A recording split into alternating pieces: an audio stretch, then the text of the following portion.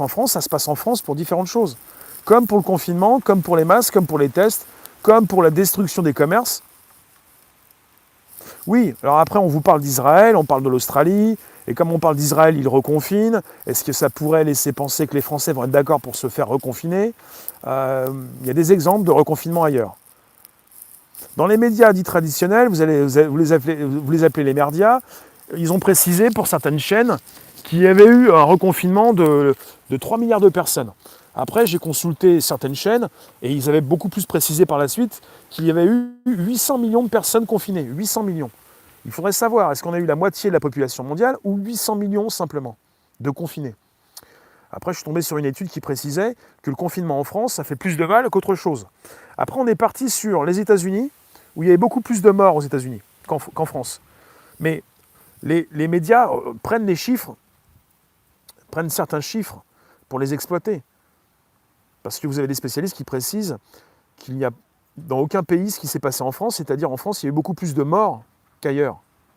Pas aux États-Unis. Aux États-Unis, il y a eu plus de morts, mais c'est en rapport avec le nombre de personnes qui y vivent.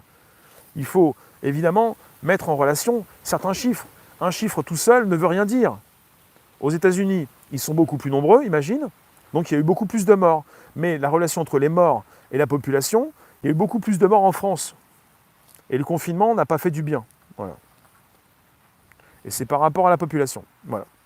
Bon, je ne l'ai pas dit tout de suite, je ne l'ai peut-être pas dit assez vite, mais c'est ça. Les chiffres sont là. Donc c'est comme de la politique, ils font de la politique, tout le monde fait de la politique, même sur les plateaux de télévision.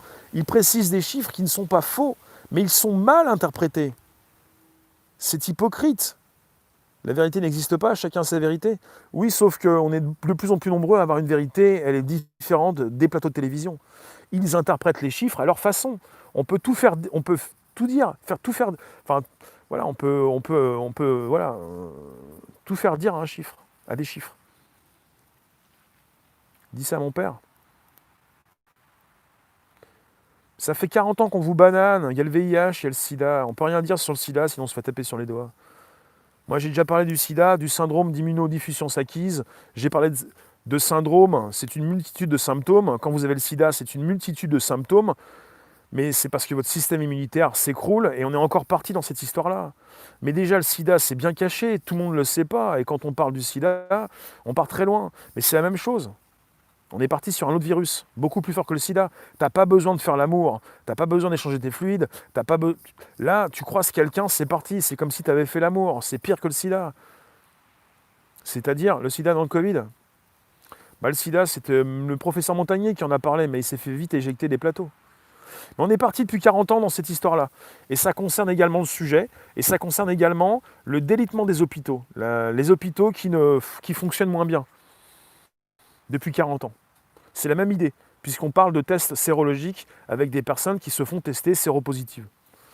Et après, on fait confiance à des tests, et vous avez des personnes qui peuvent très vite s'angoisser pour forcément, dans plusieurs cas, se faire beaucoup plus de mal que de bien.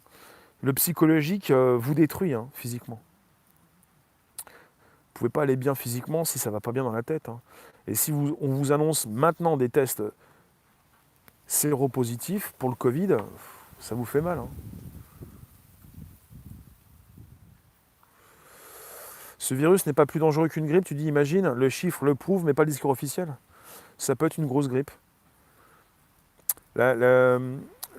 L'organisme qui s'occupe de la santé aux États-Unis précise que pour les cas de personnes mortes du Covid, ils ont des chiffres, à 6%, ce sont des morts du Covid, à 6%.